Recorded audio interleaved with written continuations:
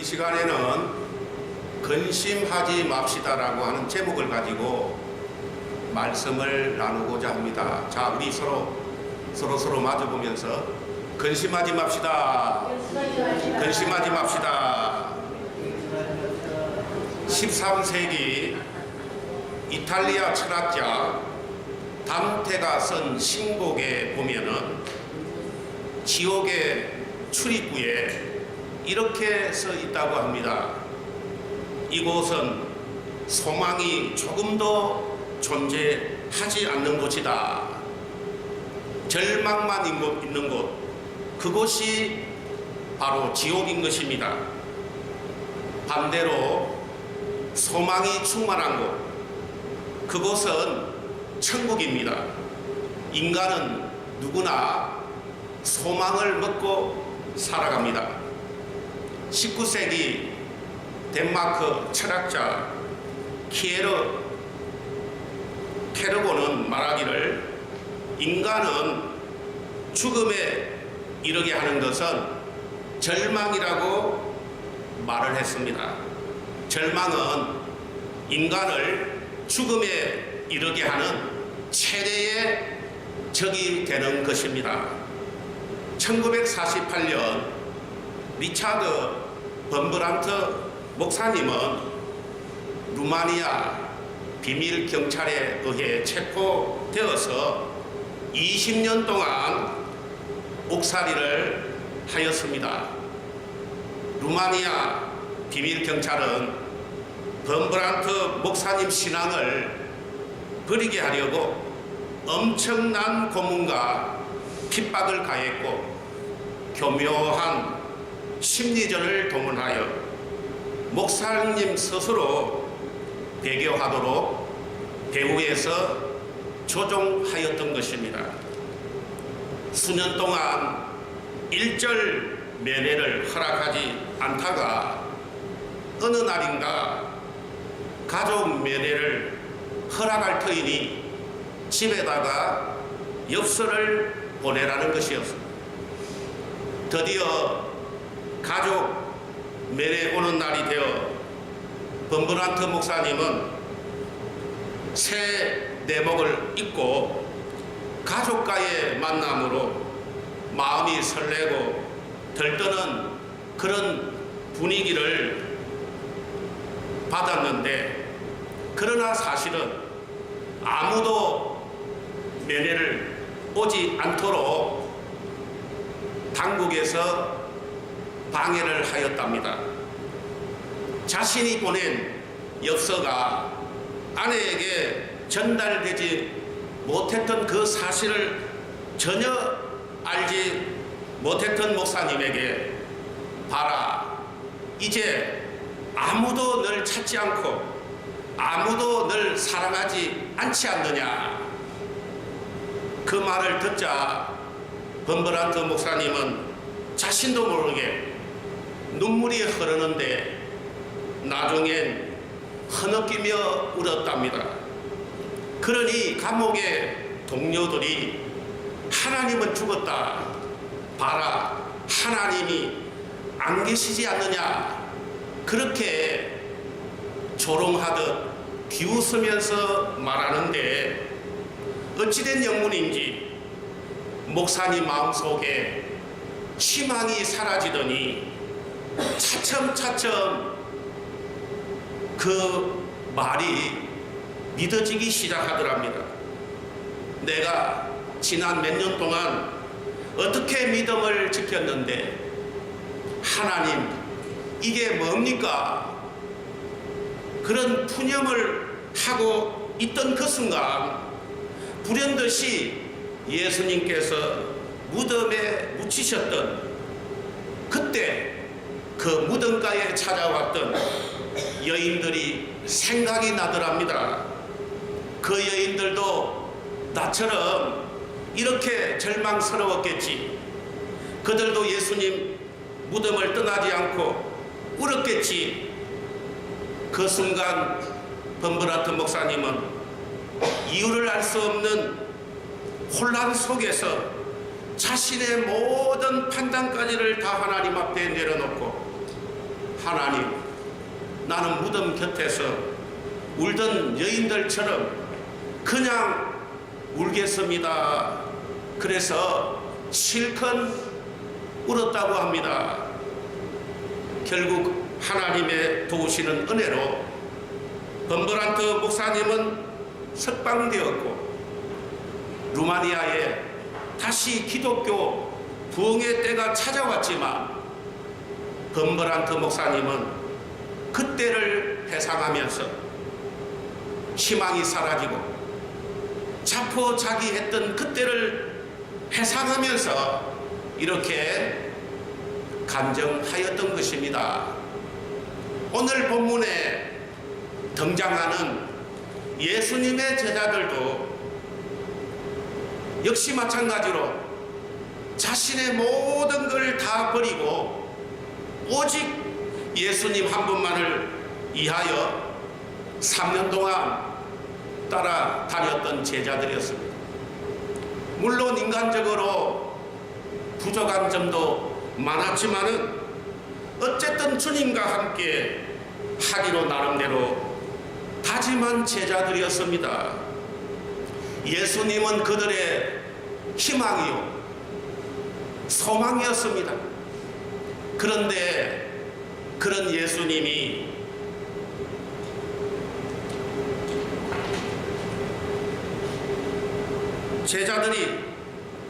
예수님의 제자들이 완전히 절망하여 낙심하게 되었고 절망의 깊은 나락 속에 빠져버렸던 것입니다.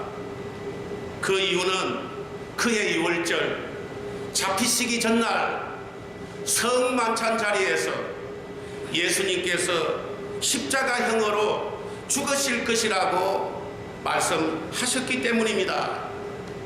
예수님께서 자신이 유월절 어린 양이 되어 대제사장에게 많은 고난을 받아 십자가형으로 죽임당하게 된다는 말씀을 제자들이 직접 육성으로 들었던 것입니다. 그들의 서성이요 소망이요 유일한 희망이었던 예수님, 그 예수님께서 십자가형으로 죽으신다는 그 말씀을 들으니 예수님의 제자들이 완전히 절망하여 낙심하게 되었고 절망의 깊은 나락 속으로 떨어져 버렸던 것입니다. 십자가 처형은 제수에게 최대한 고통을 주면서 서서히 죽게 만드는 아주 잔인하고 비인간적이고 처참한 처형의 방법인 것입니다. 로마인들은 극악무도한 제수를 이렇게 처형하였던 것입니다.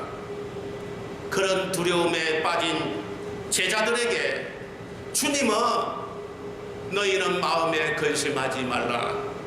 하나님을 믿으니 또 나를 믿으라. 사람을 죽이고 파멸시키는 가장 무서운 것은 바로 암이 아니라 마음의 근심이라는 그런 말씀인 것입니다.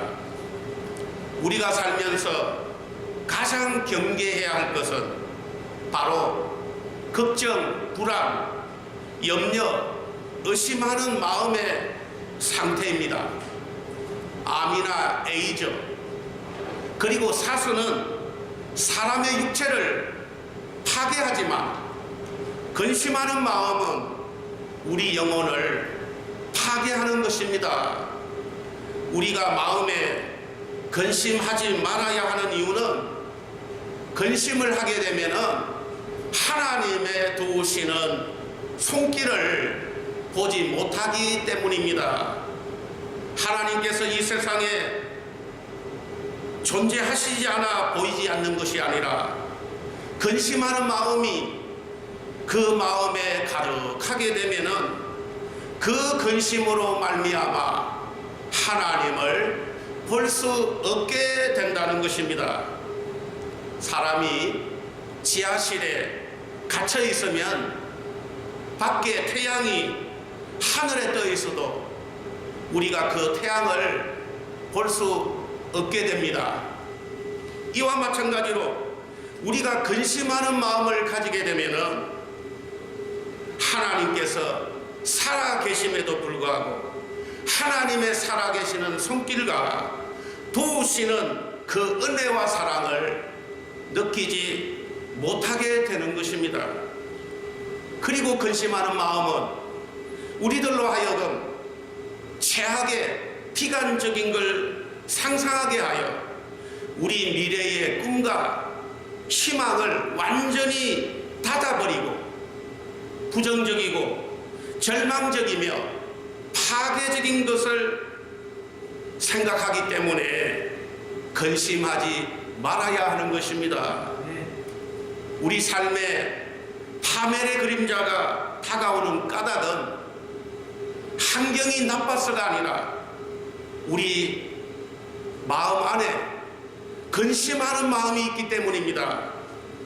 그 근심하는 마음으로 말미암아 우리 마음의 삶의 희망을 발견할 수 없게 만들고 결국에는 모든 걸 스스로 자포자기하게 만드는 것입니다. 그리하여 사람을 최악의 비관적인 상태를 상상하고 그 비관적인 걸 골몰하다가 결국에는 스스로 죽음의 길을 선택하게 만드는 것이 바로 근심하는 마음인 것입니다. 그뿐만이 아닙니다. 우리가 마음에 근심하지 말아야 하는 이유는 사람이 근심하고 있을 때 그 모습은 실제 나타나는 상황이 아니라 가대 망상이기 때문입니다. 근심하는 것이 실제로 연결되는 것은 극히 일부분이며 대부분은 가대 망상에 불과하며 근심하는 마음의 배후에는 어둠의 주관자인 사탄 마귀의 세력이 뒤에서 조종하고 있다는 사실을 깨달아야 하는 것입니다. 염려하게 만드는 사탄 귀신이 마음에 들어오게 되면 걷잡을 수 없이 불안해지고 남을 의심하게 만드는 것입니다. 그러므로 우리는 근심과 의심과 어둠이 일어날 때 그러한 것들을 주는 더러운 악한 세력들을 대적해야 하는 것입니다. 그리해야 마음에 평강을 얻을 수 있다는 것입니다. 문제는 동상이몽, 예수님의 생각과 제자들의 생각이 너무 달랐다는 것입니다. 예수님의 제자들은 예수님이 누구시며 이 세상에 오신 목적이 무엇인지를 전혀 깨닫는 믿음이 없었습니다. 비록 3년 동안 따라다녔지만 믿음이 없으니 예수님께서 십자가형으로 죽으신다는 그 말씀의 의미를 알지 못해 당황하였을 뿐만 아니라 주님과 함께 마지막 밤을 보내고 있는 그런 상황에서도 그분 말씀을 이해하지 못해 근심을 했던 것입니다. 예수님께서 이 세상에 오신 목적은 창세전에 그리스도 안에서 언약하신 자신의 백성과의 언약을 지키기 위하여 사람 되어 오신 것입니다. 예수님은 사람 되어 오시기 전 영원전부터 계셨던 말씀 하나님이요 성자 하나님이십니다. 하나님은 우리를 사랑하셔서 창세전에 그리스도 안에서 우리를 하나님의 자녀로 선택을 하신 것입니다.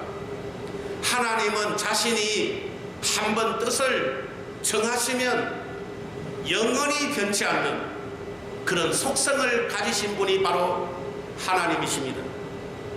그리고 하나님은 하나님 자녀들과의 한 번 약속한 언약은 반드시 이행하시는 언약 이행에 있어서 신실하신 하나님이십니다.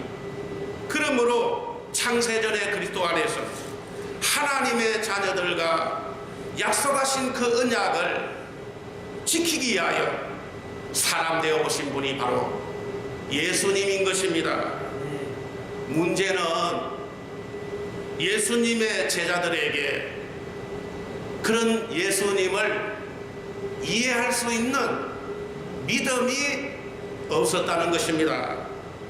예수님을 3년 동안 따라다녔지만 예수님이 누구시며 왜 예수님이 이 땅에 오셨으며 예수님이 우리를 위하여 어떻게 할 것인가에 대한 믿음이 전혀 없기 때문에 예수님께서 십자가형으로 죽으신다는 그 말씀을 들었을 때 그 말씀하신 의미도 정확하게 이해하지 못했을 뿐만 아니라 십자가형으로 죽으신다는 그 말씀만 가지고도 그들은 근심을 했던 것입니다.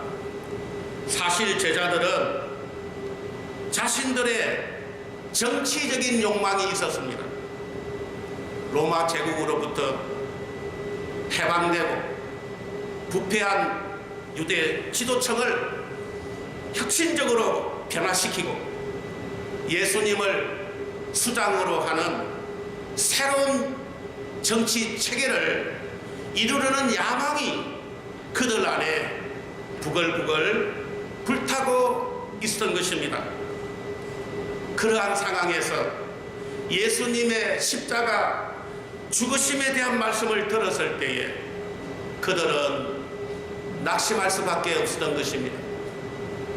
그들의 헛된 욕망이 그들을 좌절하게 했고 버려야 하는 꿈을 그들이 버리지 못한 것이 그들을 넘어지게 했다는 것입니다.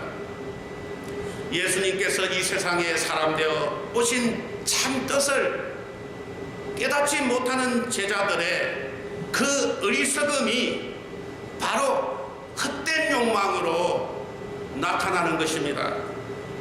예수님께서 사람 되어 오신 참 뜻을 이해하지 못하게 되면 필요 없는 욕심을 갖게 되는 것입니다.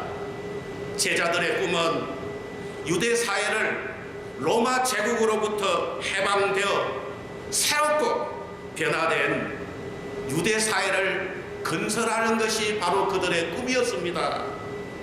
그러나 주님의 계획은 온 세상을 죄와 사망, 악한 사단의 근세로부터 해방시켜서 진정한 하나님의 나라, 가장 기쁘고 아름다운 하나님의 나라가 도래하도록 세우는 것이 바로 예수님이 이 땅에 오신 목적인 것입니다.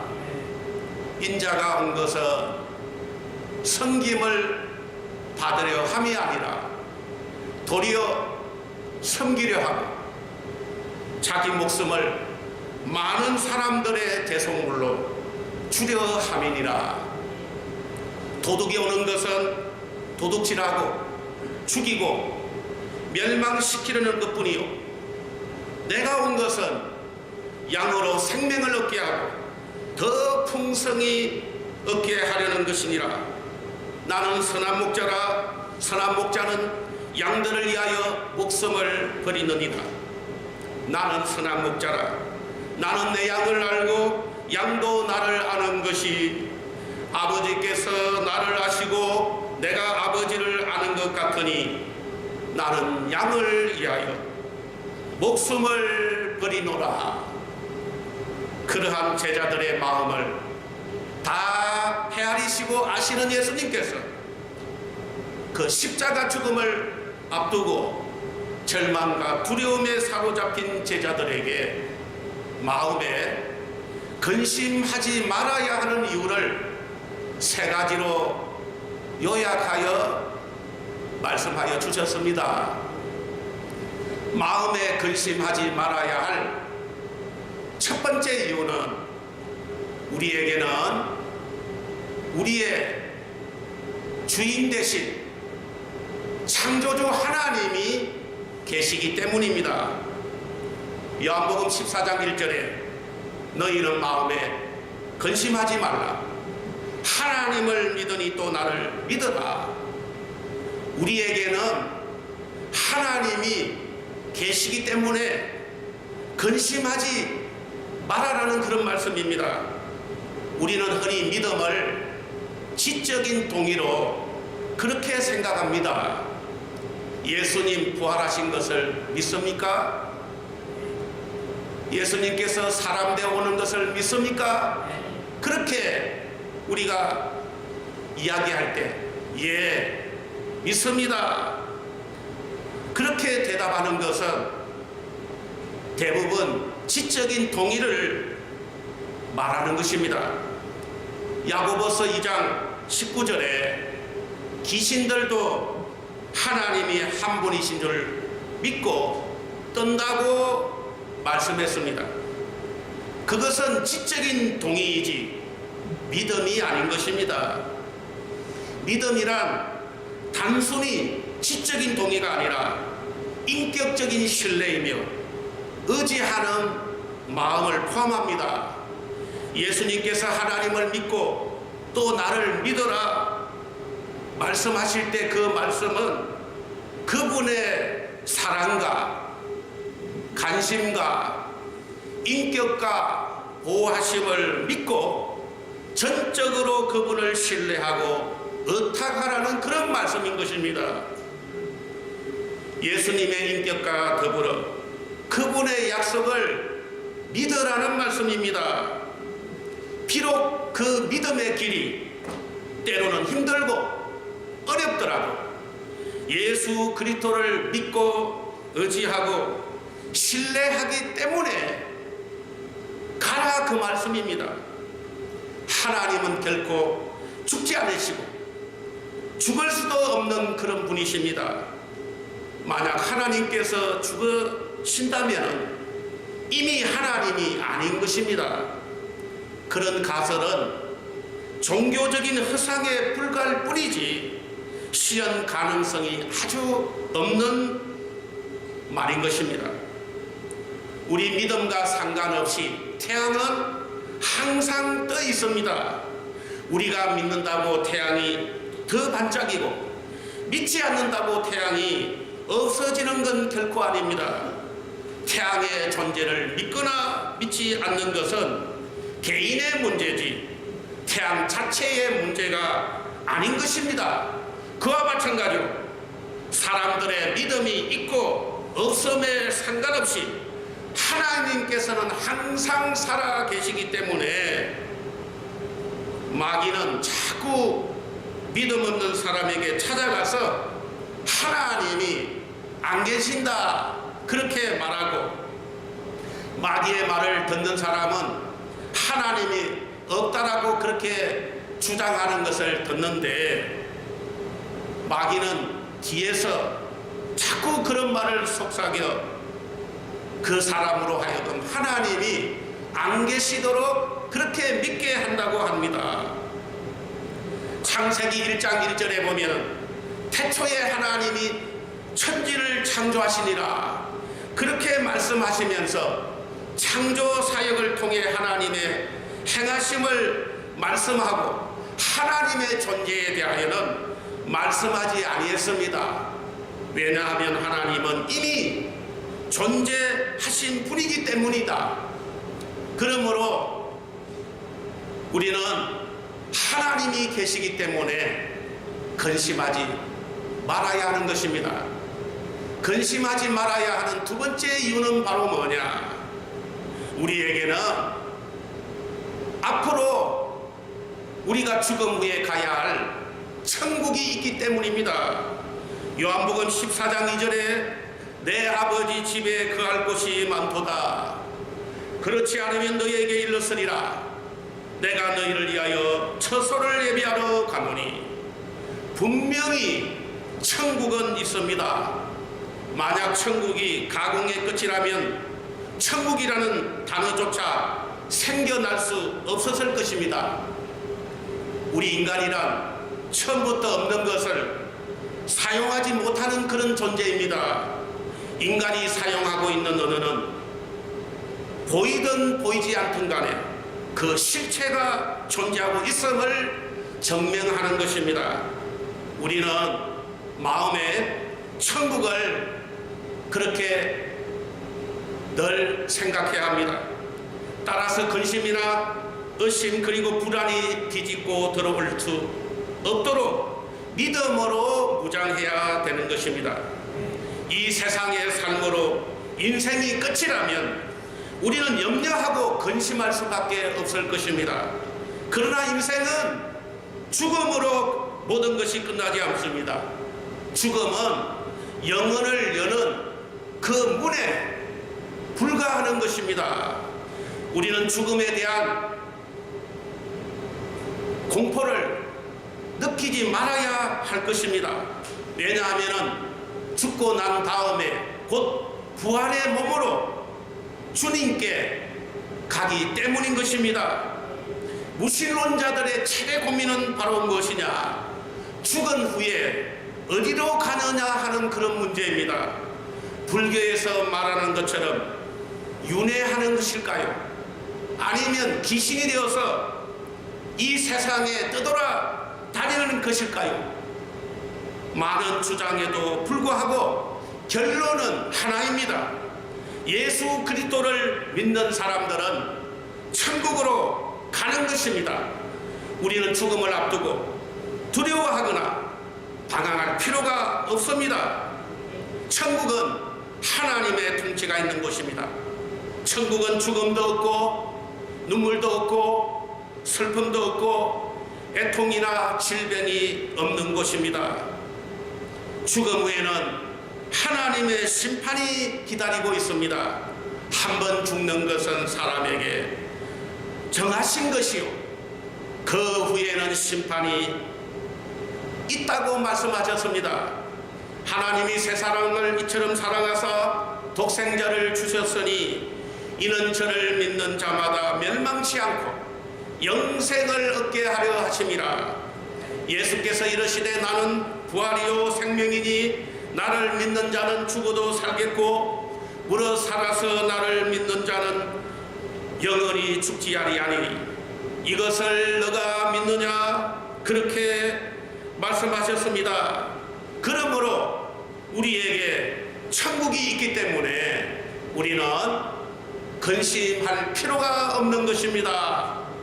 예수님께서 십자가 죽음을 앞두고 제자들에게 마음에 근심하지 말라라고 한 세 번째 이유는 예수님께서 우리를 위해 천국의 처소를 마련하신 후에 다시 오셔서 우리를 천국으로 데려가시겠다고 약속하셨기 때문입니다. 요한복음 14장 3절에 가서 너희를 위하여 처소를 예비하면 내가 다시 와서 너희를 내게로 영접하여 나 있는 곳에 너희도 있게 하리라. 만약 어떤 사람이 미국에 대하여 전혀 모르는 상태에서 달랑 지도 한 장만 들고 미국에 간다면 얼마나 불안할까요? 그런데 기린의 자격으로 미국에 사절단이 와서 기내 동성은 물론이고 미국에 도착해서 최종 목적지까지 안내를 해준다면 얼마나 행복하겠습니까? 13세기 이탈리아의 유명한 탐험가였던 마르코 폴로, 그분은 그 당시 미지의 세계였던 중국으로 건너와서 17년 동안이나 살았답니다. 그 뒤 이탈리아로 돌아가서 그 유명한 동방견문록이라는 책을 그가 썼던 것입니다. 그가 임종하게 되었을 때 그의 친구들이 찾아와서 이렇게 다그쳤답니다. 자네는 그 책에서 도무지 우리가 믿을 수 없는 이야기들을 잔뜩 기록해 놓지 않았나. 이제라도 진실을 밝혀주면 좋겠네. 그 책의 모든 내용이 상상에 의해서 꾸며졌다는 그런 사실을 우리에게 말하세. 그때 그는 이렇게 말했답니다. 아닐세. 내가 책에 쓴 것은 모두 다 진실일세. 사실 나는 내가 보고 겪었던 것의 절반도 채 기록하지 못했다네. 그렇게 말했답니다. 여러분, 천국도 이와 마찬가지입니다. 미국으로 들어가려면 공항에 입국 심사원이 여권에 붙은 사진과 내 얼굴을 대조하며 무슨 일로 오셨습니까? 며칠이나 머무를 예정입니까? 돌아갈 비행기표는 있습니까? 그렇게 질문을 하면서 그 질문을 듣고 오른손과 왼쪽에 금지 지문을 찍게 합니다. 그리고 얼굴 사진까지 찍은 후에 입국을 허락하는 것입니다. 만약에 불법 입국자로 판명이 되면은 다시 미국에 들어가지 못하는 것입니다. 이와 마찬가지로 우리가 천국으로 갈 때는 예수님께서 우리를 알아보시고 우리가 천국으로 들어갈 때에 어서 오너라, 내 사랑하는 아들아, 내 사랑하는 딸아, 이렇게 우리를 알아보시고 천국의 입국장에서 우리를 반겨주신다라고 말씀하는 것입니다. 우리의 영과 육이 분리되는 그 순간에 천군 천사들이 우리에게 와서 우리의 영을 감싸고 천국으로 인도해 주시는 것입니다. 그러므로 우리는 죽음에 대하여 두려워하지 말고 안심하고 눈을 감는 그런 믿음을 가져야 합니다. 살아계신 하나님께서 천국으로 인도해 주시기 때문에 우리의 미래는 열려 있다는 것입니다. 따라서 우리는 이 세상에 살면서 어떤 일을 만나더라도 두려워하거나 불안해하지 말고 근심하지 말고 항상 하나님의 베풀어 주신 은혜에 대하여 늘 감사하는 그런 마음을 가지고 살아야 한다는 것입니다.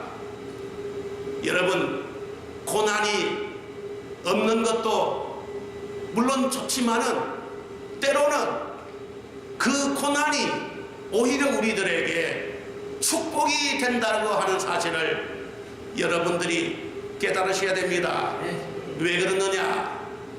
나에게 고난이 찾아올 때 우리는 나 자신에 대하여 생각하게 됩니다. 그리고 내가 얼마나 연약한 존재인가 하는 것을 발견하게 되고, 그리고 우리의 소망이 되시고 희망이 되시고 우리를 사랑하시는 우리의 주인 되신 예수 그리스도를 생각하면서 그분께 우리의 모든 문제를 의지하는 믿음을 소유할 수 있기 때문에 그렇습니다. 그래서 고난이라는 것은 나쁜 것만 있는 것이 아니라 오히려 축복을 가져다주는 그 축복의 보자기가 쌓여있는 것이 바로 고난이라는 사실을 여러분들이 깨달으셔야 됩니다.